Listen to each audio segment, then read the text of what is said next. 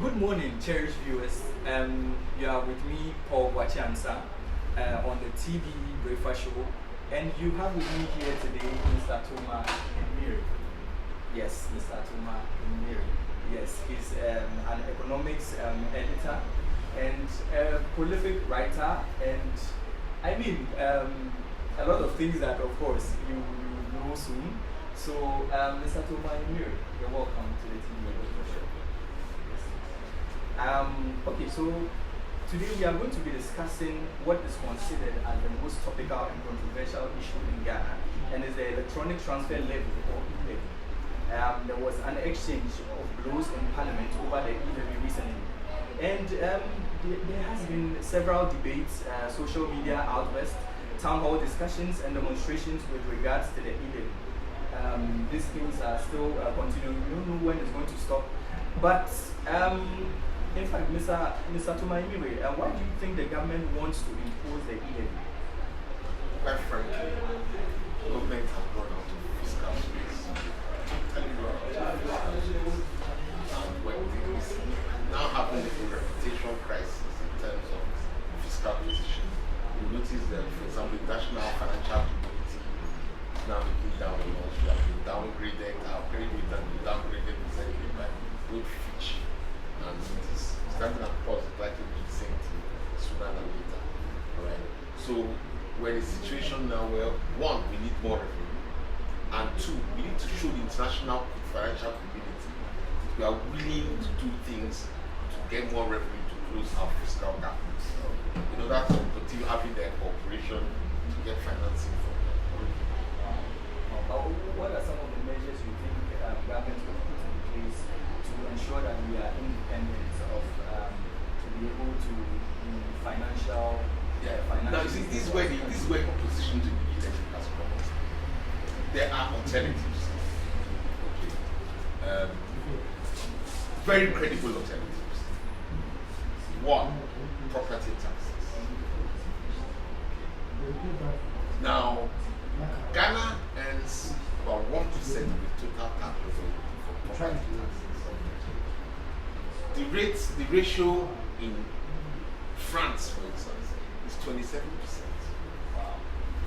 There are some African countries that are even doing close to 10%. If Ghana was even doing 10%, that would give us an extra close to 10 billion. We've talked about it over and again, but between me and you, what the real issue here is who owns the properties that we taxed. It's the ruling elite. When I say ruling elite, I'm not talking about the incumbent government. I'm talking about the politicians in both parties and their friends. Wow. So pushing property taxes among people who rule this country from both sides of the political divide, taxing themselves. And we all know that it's very difficult taxing oneself. So there's a lack of political will to pursue the property tax. When they introduced digital addressing system, it was assumed that was a major step forward towards property taxes. But there's resistance from within. I mean, the guys who make decisions in government, they look at their own tax liability on the properties they own. Their friends on their back that, my brother, don't do this, so see how much I'll have to pay. So of that, there's food tracking. Right? Wow. That is one. Another one, it's even more controversial, tax exemptions. We know that we've been giving tax exemptions to foreign companies who want to invest here since the 1990s. The original aim at that time was to encourage companies in strategic areas of the economy to come in because they want to pay import duties on their inputs and their machinery and that, which would influence their investment decision about actually coming to set up in Ghana, which was a good thing. But over the years, it has been bastardized. All right. Now, what happens is simply that tax exemptions are granted to companies coming in who have the right political connections. You understand? You go. I mean, one-off tax exemption have to be approved by Parliament. So you have a friend in Parliament. You're a foreign company coming in and you're able to make connections in Parliament. You can just get Parliament to tweet. And I mean, you know what happens between, I mean, the money you are saving on those taxes. I mean, you can imagine how it's going to be now shared around, you know. And it has been bastardized. Now you have a lot of situations of companies that do not deserve tax exemptions based on the original purpose of tax exemption. When you take the original purpose of tax exemption, when you look at what they are allowed to do, you say they don't deserve those tax exemptions, but they are being given tax exemptions. And people are taking exception to it because the argument is, why are you allowing foreign investors who are already rich? Yes. You are allowing them to operate here tax-free. Yeah. And you are doing an e-levy, which is effectively a tax on something which is used by some of the poorest people in Ghana, the poorest Ghanaian indigenes. Will now be taxed rather than rich foreigners who are making plenty money. Alright, so that's another opportunity. Another one is, and this is one that people seem to have forgotten about, there's this thing called transfer pricing. Transfer pricing is when you have a foreign multinational that's operating in Ghana. Right? Now, they want to bring in certain machineries or raw materials which are not available here, but they have them in their home country. So what they do is that they will say that they are buying those machineries from their foreign-based parent company. Their parent company is in London or Rome or Paris or something. And that's okay, they are buying the thing for their foreign owners, right? But they now drastically increase the cost. So let's assume that new machinery which is going to cost like $5 million. Okay. They will now arrange with their parent company and say it is $10 million. Now what's the effect there? There are two effects. One is that instead of $5 million coming out of Ghana to that place, 10 million is going out, which is capital flight. Secondly, that extra $5 million where they lied about the cost of what they are bringing in, is tax deductible. You're now reducing $5 million from their profits. So when they are paying corporate tax, their tax liabilities have gone down. Wow.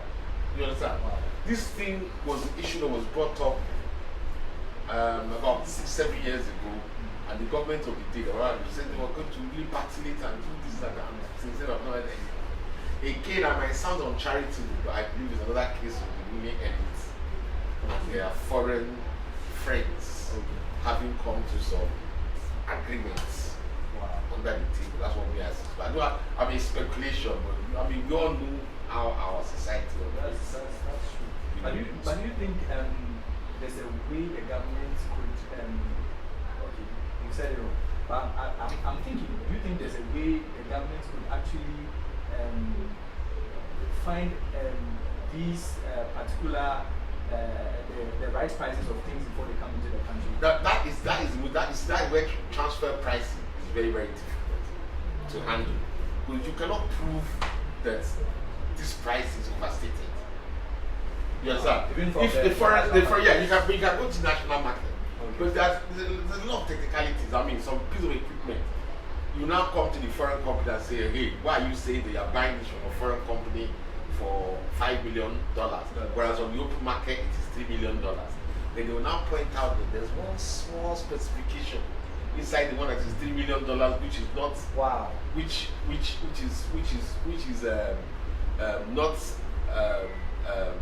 which is needed, but it's not available in the one for $3 million. But the one they want to get for $5 million, it is there. You know? But you see, more importantly, you see, all these substitutes for e-levy, alright, are not immediately available. Like the transfer price, as we just said, it will be difficult to find out where the cheating is taking place. Even the property taxes, you can't introduce property taxes properly overnight. You have to identify the properties, you have to value the properties. Then you have to now assess the tax obligations on those properties before you bring the money, before you now tax them and the money is paid off. The same thing with the tax exemption. The bill has been lying before Parliament since 2018. Every year they say, oh, we are going to try and pass it this year, then they dodge because of their self-serving nature. Let's assume that they are now determined to do it. It still takes time for deliberations to hold about to what extent are we going to cancel tax exemptions, who will still be exempted for the right reasons, and who will no longer be exempted because they have been freezing Ghana. Before the thing is now passed, before it now takes effect, remember too that some people have signed off for exemptions over a certain period which has not expired, and you cannot reverse a law in terms of the time frame. If you have given somebody tax exemptions up to 2025, and you now change the law in 2022, that original agreement has to expire before you. The only thing you will not renew the exemptions after the current one expires. Yeah. So what we are saying is that even though there are these alternatives, they are not overnight solutions. Okay. Which is why, controversially, I do support the e-levy. I know we'll come to what the issues about the e-levy, but I say that it is not a good tax at all. Okay. However, Ghana needs the money. Okay. And there are substitutes, but those substitutes will not give us immediate money. Okay. And we need immediate money. We need that money yesterday. And tax exemptions, property taxes, the blocking of transfer pricing. I mean, we are talking of things that it might take up to a year to put in place before gradually you can start making the extra revenue in transition. All right. So I believe that we should go with the e-levy, but put what they call a sunset clause. Okay. That is, the e-levy is from now till a certain period, by which time we have arranged ourselves well, we are getting the proper property taxes, we have cancelled the unnecessary tax exemptions and things like that. Okay. Alright? And even at that stage, possibly if you do it well and you're making the money you're supposed to be making, including of course opening the informal sector, using the Ghana cards, team numbers, things like that. If you do that, you can actually give tax refunds to some of the people who have paid e-levy, because there is the finance minister does have a point that there are a lot of people, especially in the informal sector, who don't pay income tax. Right? Those people, if you are imposing more consumption taxes on them in place of income taxes, I don't see anything wrong with that.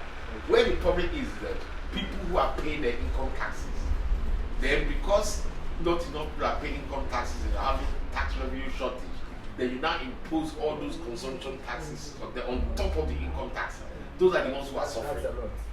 But somebody who is not paying any income taxes at all, if you load on more consumption taxes, I don't think it is morally wrong. Okay. In fact, some people have suggested that because of the difficulty of getting income taxes in Ghana, we should cancel income taxes and just have a regime of consumption taxes, on the basis that the richer you are, the more likely you are to consume. And the more you consume, the higher taxes you pay. So you actually have consumption taxes that can be structured so there is a progressive tax. That is what argument. I don't say that I agree with that, but I mean that is the extreme case of the argument for consumption taxes. Okay. So I think that we should have a sunset clause, but do the e-levy thing now. The reason why is this, Paul. If we don't close our fiscal gap, and if we don't show the international community that we are taking every possible measure to close the fiscal gap, the pains we will suffer from the international financial community abandoning us is more than the pains we will suffer from paying 1.5, 1.75% e-levy. Because Ghana relies heavily on international people. We are heavily indebted. Most of those debts, about more than half of our debt really is basically like short term. And you have to keep refinancing that debt. Now, if you're not getting money from somewhere, borrowing from Peter to pay Paul. Okay? Now, if Peter is no longer giving you money, and Paul now comes for his money, how are you going to pay Paul? Wow. You understand? Which is the risk of default we are now talking about Moody's and Fitch is talking about, which is us to be downgraded. It's basically refinance the fear that we cannot refinance our debt as it's maturing because we are not able to get people to lend us money again. Wow. You see the problem? Yeah. So I think that it's a pain we just need to go through temporarily. Yeah. While we hurry and do the right thing concerning our holistic tax regime, and so we can be getting taxes from the right places. The problem with this tax, the whole tax, I keep saying it, is simply a matter of the elite, the ruling elite, both political and business elites, for both political parties and from the richer ends of the economy, businesses and co, coming together to avoid paying the taxes that they are supposed to pay. So, and instead passing the tax obligations to poor people who don't have a say, like through e-levy. Even the informal sector we talk about, we keep saying that, oh, what percentage of Ghanaians pay income tax and that. The fact is that the majority of the people who don't pay income tax, even if they were properly assessed, and they started paying, and you add up all their money cumulatively, how much is it? It is nowhere near what the tax being owed by the people who own the biggest and best properties in Accra, and who are not paying property taxes on those buildings. That's the truth of the matter. The money you get from, you're going to now, you're hoping to get the person who sells coconut to wheelbarrow, and somebody who sells cake and fish on tabletop. They should pay some for it, but how much can you get from them compared with the monies being forgone from some big international companies who have used their connections in parliament and in government to avoid paying taxes on importation of $10 million worth of machinery? These are people who those tax exemptions, they are not critical to the performance of the economy. That company did not set up here. It's not going to do much difference. You understand? But just because they have the right connections, so they avoid the taxes. So instead of making profit margin of 20% in a year, now they're making 30-something% or 40% profit because they are able to evade key taxes, right? From which inside that extra profit, they share some to their political collaborators who have given them the exemptions in the first place. We all know this is what is going on. But please, parliament privilege, don't go and catch me. But this is the truth of the matter. So we need to find a way to balance our needs with the levels of fairness. But for now, we need immediate money, and e-levy is what can give us immediate money. So I think we should go with it for a limited period of time. But how long is a limited period of time? Look, I believe that within 1 year, we can put in place a proper property tax regime. Within a year, we can pass the tax exemptions bill. Right? Within a year? Yeah, within a year. How long will you need it? And within a year, you can pull in a lot of the informal sector and a lot of professionals who don't pay tax. Simple example. I'm a journalist. Now, where I work, they tax me pay as you earn. But let's assume some other company calls me and says, oh, come and write something for me. I will pay you 500 Ghana cedis. That money is not going to be taxed. Exactly. It comes to me free. Journalists again, we go out for assignments and we are given something they call it solid or TRT. Is that money taxed? No. And I'm just referring to my profession that I know about. Usually the president was even complaining that doctors, lawyers, professionals who are not paying income tax.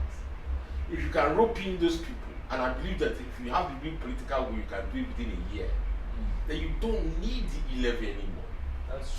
Said you have a sunset clause of 1 year, and after 1 year, you stop it, and people identify that having paid who pay their income tax in full.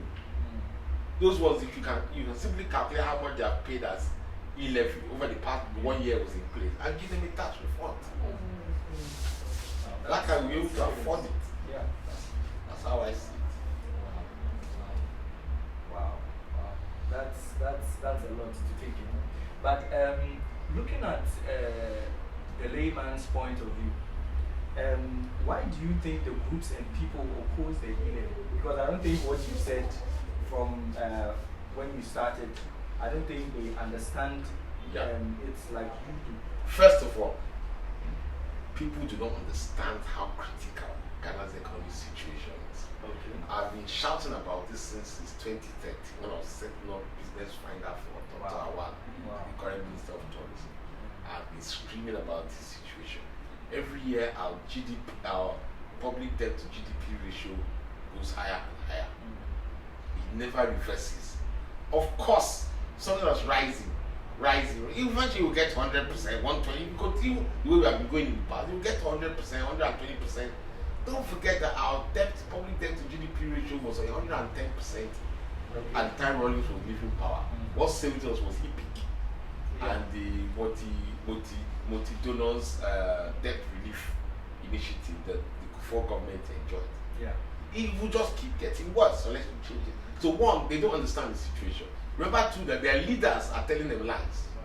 I'm sorry to say. Any government in power will tell you that, we are doing better than the previous guys. We are going to turn the situation around, that. Because they want your vote at the next election. So they don't want to go out and tell you that, Charlie, the economy we are running, it is wrecked.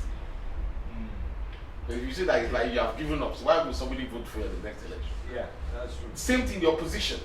The opposition will only tell you that, hey, the economy is bad because of the mismanagement of the incumbent government. If they come, they will handle it. If they come, they will sort it out. But it's just incompetence of the current people. They won't tell you that Ghana's fiscal is so bad that it requires drastic measures to repair it. Because if they come out with those drastic measures that are required, nobody will vote for them.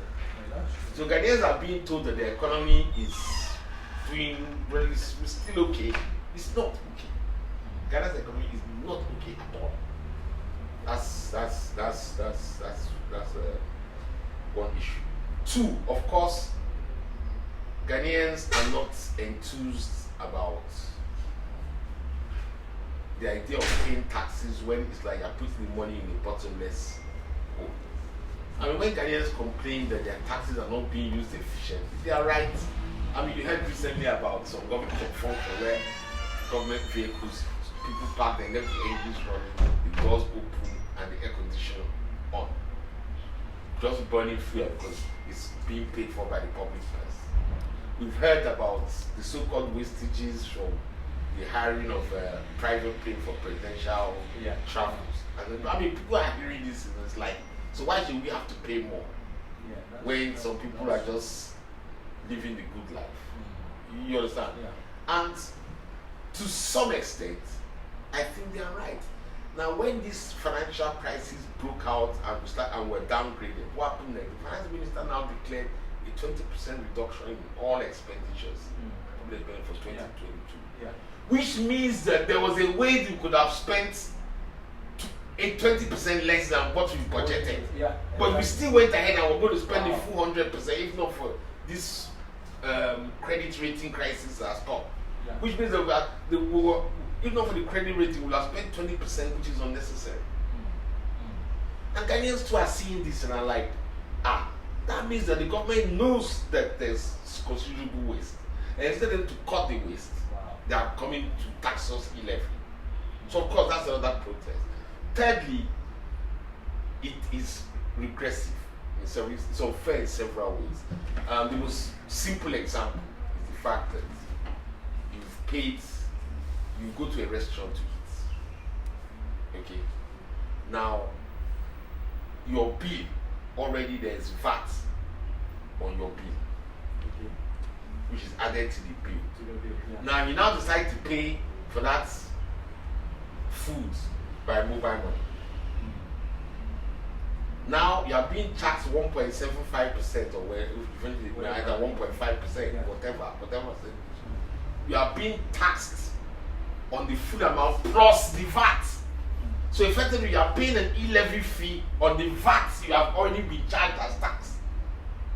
You understand what I'm saying? It's double taxation. That's another issue that people do not think is right. But one of the biggest issues is what we call the attrition rate. You are fighting to get a digital economy. Remember when the NDC was in power, they bought financial services tax. Everybody said no, they had to withdraw it. Now how is this different? Look, since 2018, every year government has been flying a kite about taxing Momo. Either the communications minister or finance minister will just make some statement saying that government is considering taxing Momo. Then we now wait to hear what people will say. Exactly. Now every year when it happens, then quickly some NGOs, some telecom operators are going to host stakeholder forums where stakeholders will come and show the negative effects of such a tax.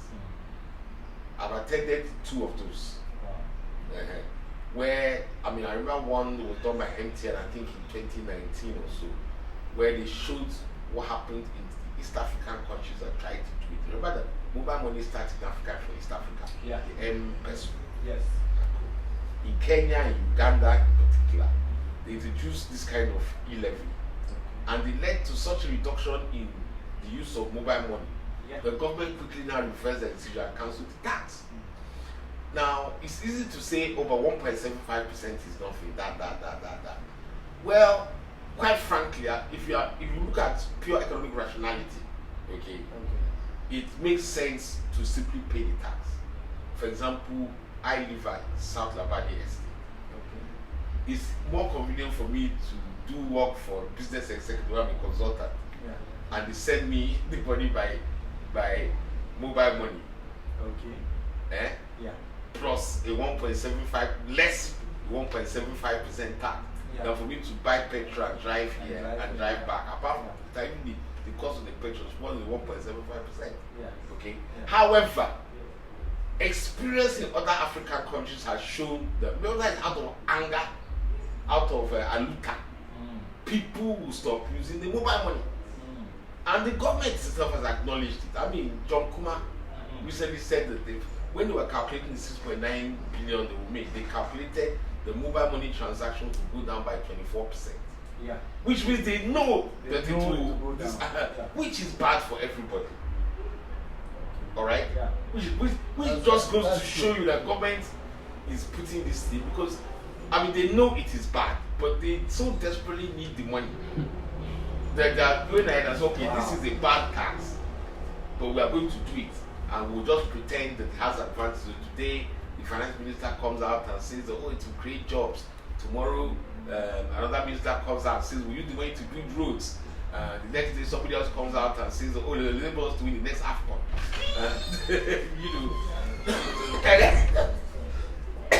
No, it's neither end of it.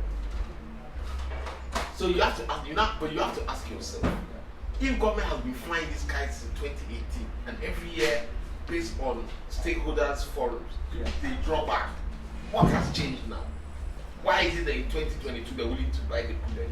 The only thing that has changed is government's fiscal position, which has become now so untenable. That they need the money, whether people are going to stop using mobile money or whatever, they just don't care. Government is just desperate to balance its own books.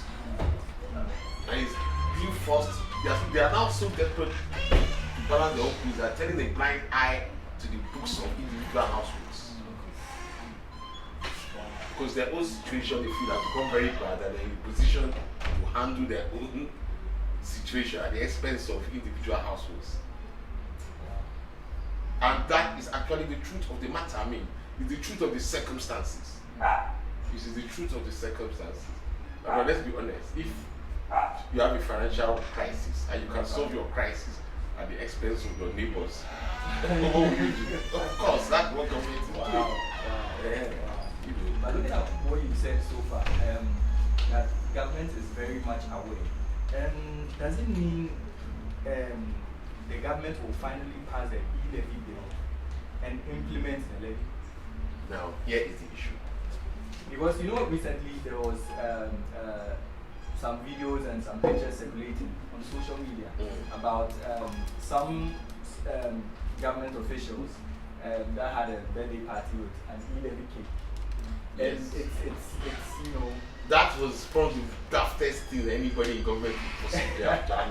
It just goes to show the arrogance and silliness. And people are really, people are. As for whether they will pass it, the thing is, everybody in parliament, no matter which side of the government, they know how desperate the state is that revenue. However, the fact is that the opposition has a perfect case to play on politically, because everybody, including even God, knows that it is a wrong tax being introduced out of desperation, because we're in desperate time. Yeah. So of course the opposition is playing on it to fan up resentment.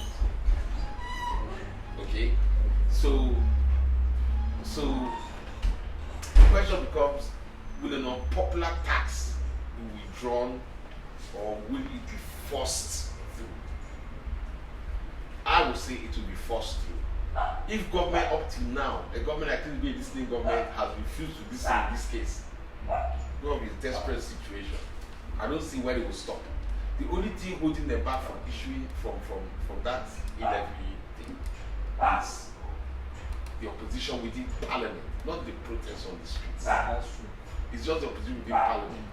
So the question now becomes, can they convince the opposition in parliament to accept the e-levy? Somewhere down the line, at a lower rate than where it is now, it will be accepted.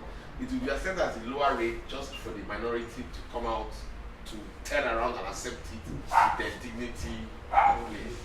But the real reason behind their accepting it is not something I will say in public.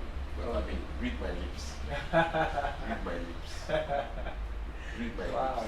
I always say politicians are self, whether you see they are self-serving. Okay. The same thing has happened time and again.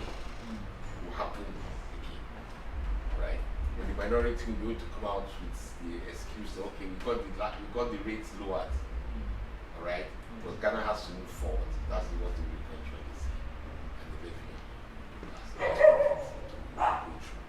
The government knows, that's why the government is insisting on having this way. Because they know they eventually negotiate it among themselves, sides, in chambers, and come to some arrangement whereby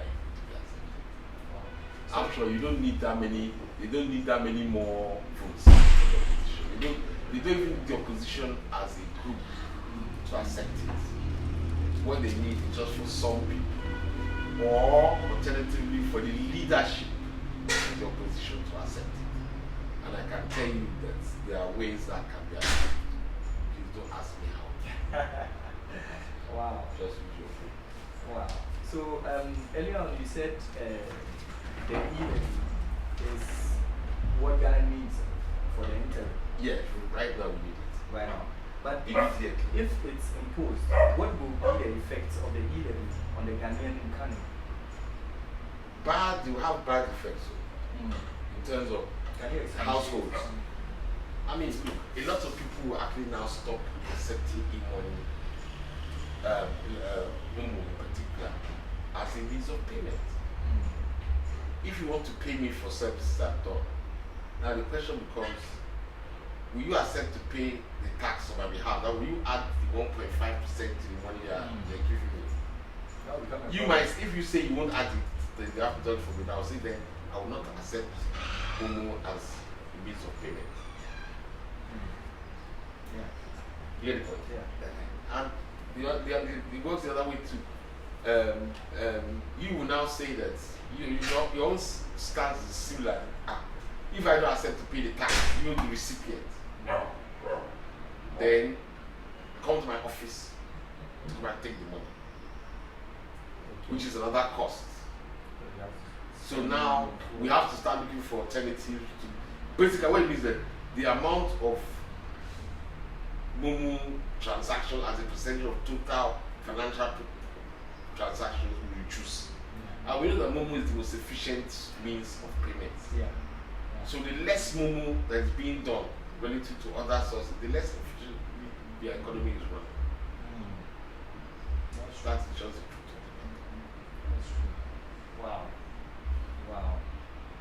This is really serious. Yes. But so government is fully aware, but government is saying Well, that's unfortunate. But we, government as an entity, we need to solve our own problems first. Okay. And they are right in the extent that their own problems will reflect on the economy, which in turn affects everybody. Which is why I'm saying that it's the bad tax which we should swallow for now. Because when government is now in a situation where people are not willing, investors are not ready to lend it money, it affects all of us. That's true. Because of that money that is borrowed will be used for things which will benefit us. If we don't get that money, then we don't get the benefits. That's true. That's true. So that brings me to my next question. Should the government knock the doors of the international fund, like the IMF, for funds instead of imposing a e-levy? Now this is a very, very, very difficult question to answer. Okay. Here we go. The advantage of going to the IMF is not so much the money they will give you. Okay. Well, how much? Even the last one we did, the total money we got was less than $1 billion. Yeah. But what you call policy credibility. If you go to the IMF and enter an IMF program, then the foreigners who have now upgraded us and are now reluctant to give us money unless we pay excessively high interest, will now be more willing to lend to us at a lower interest rate. That's the advantage. So you go to the IMF. Right now, look, if Ghana wants, based on the secondary market prices of our bonds, okay, all right, we know that try to issue a euro bond right now, investors will ask for somewhere between 12 and 14%. That's a lot. It's too much. There's no way we are going to issue euro bonds. So, effectively, what it means that the euro bond market is close to us, but there's no way government can accept such things. Okay, so effectively, the bond market is close to us. If you go to the IMF, that rate will come down, maybe like 10% or something, where it's what goes after the Mahama administration did 10.25% after years. So that is the one advantage. Okay. Right. But the flip side is this. The IMF is one of the two Bretton Woods institutions, the one being the World Bank.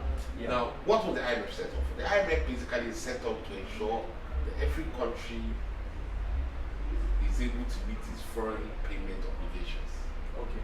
To make sure that they have balance of payments position so good that if Ghana can afford to pay for its imports, yeah, for example, and service its debts and things like that.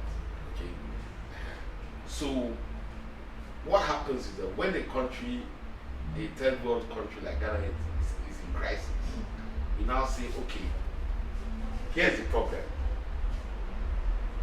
Demand for goods in your country is higher than the supply of the goods. yeah. So what will the IMF do? The IMF will now say, cut demand to meet supply. Okay. That's what they call demand management Yeah. policies. This is like what they did the last time, and that's what they do every time. Okay.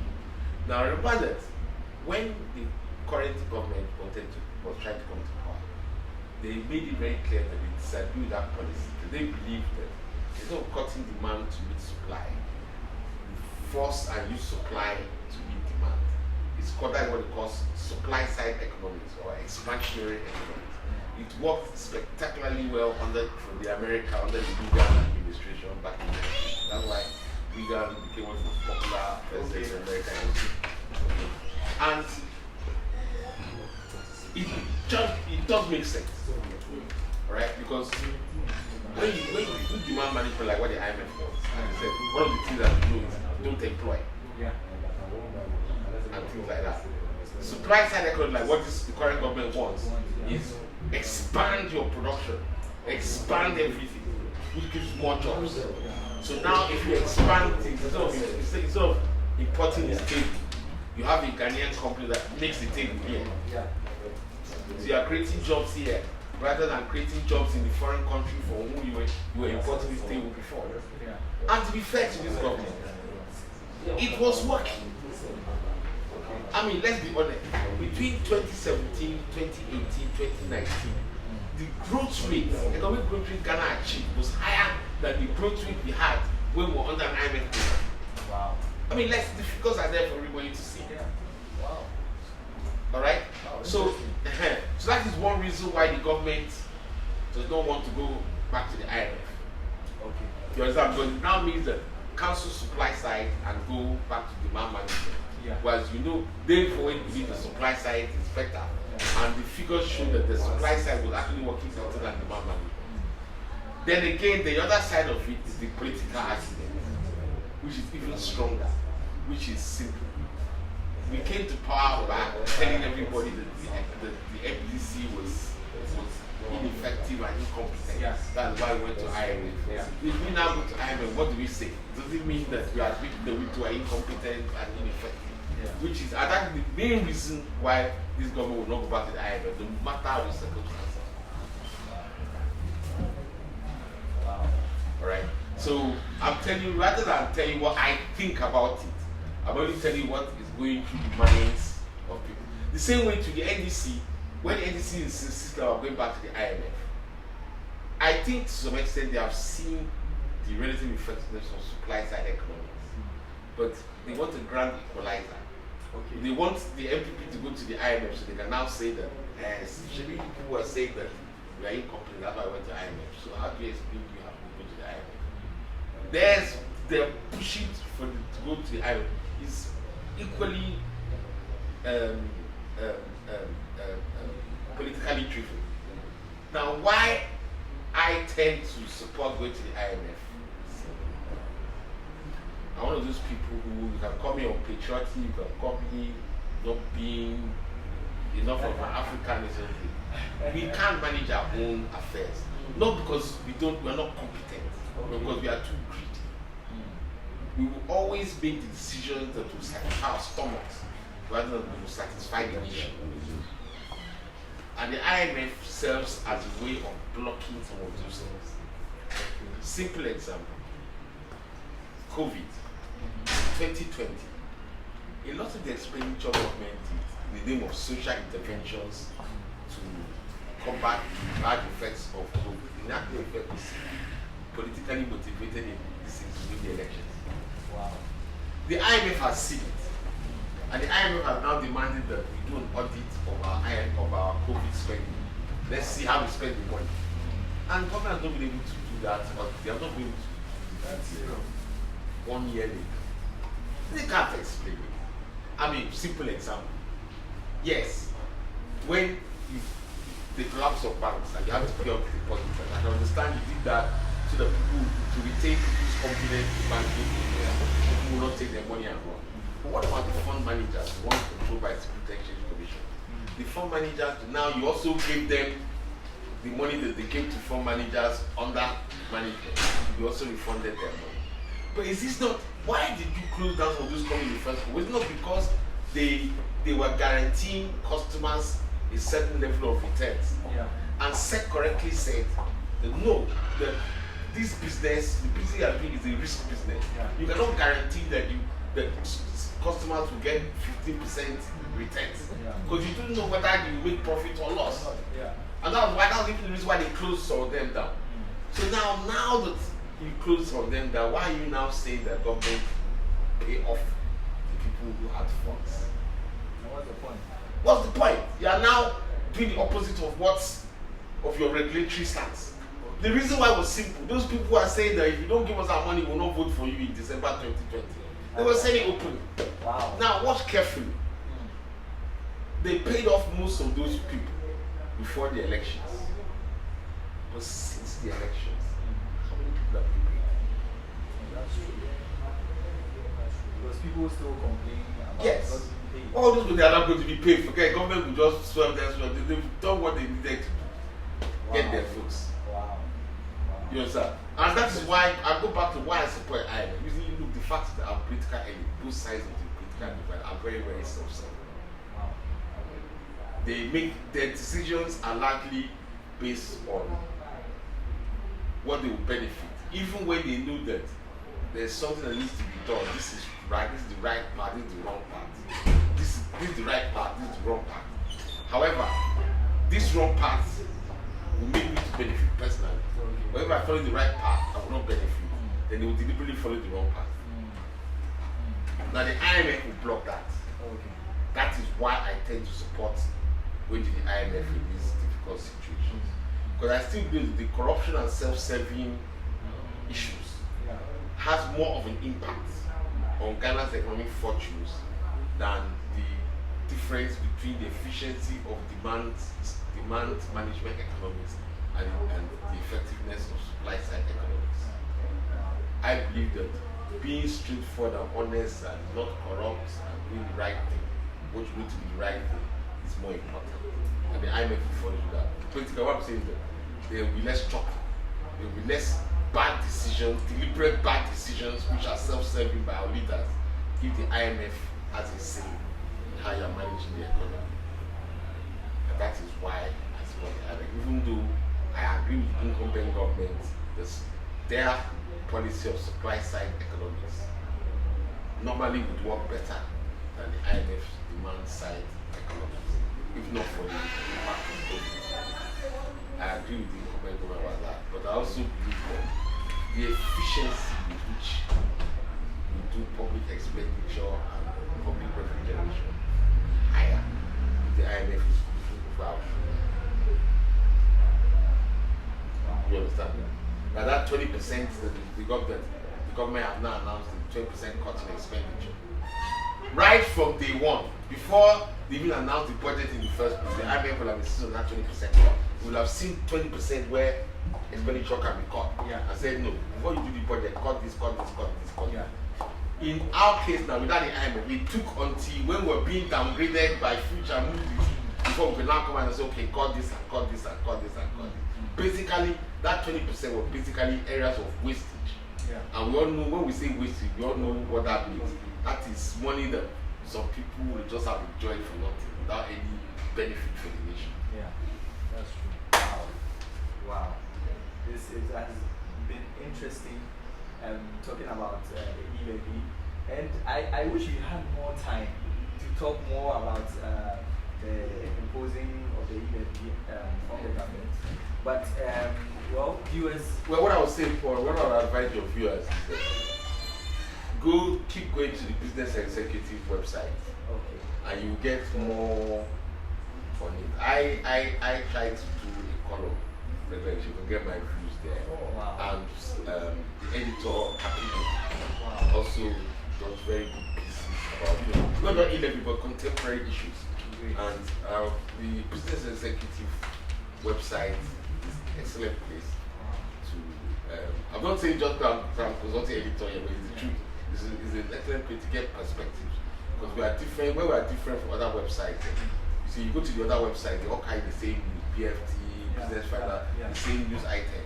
We, because we are the website of the magazine, we carry perspectives, not the same hardcore news everybody else is carrying the same news. But we try to interpret news.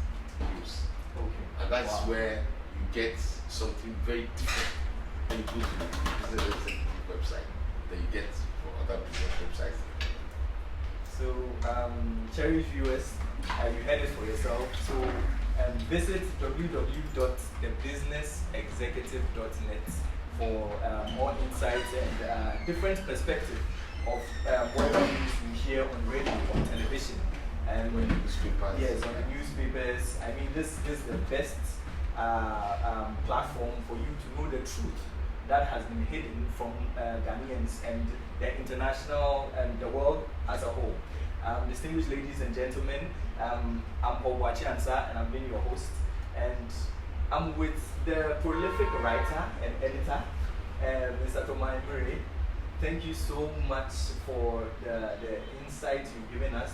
You've expatiated on issues of the e-levy that I never knew about. I've actually learned a lot today, and I'm sure our viewers out there have actually learned a lot. And I think some of these things, like having you, is a great pleasure and honor. So we could actually learn and position ourselves aright to whatever is going on in the country at this time.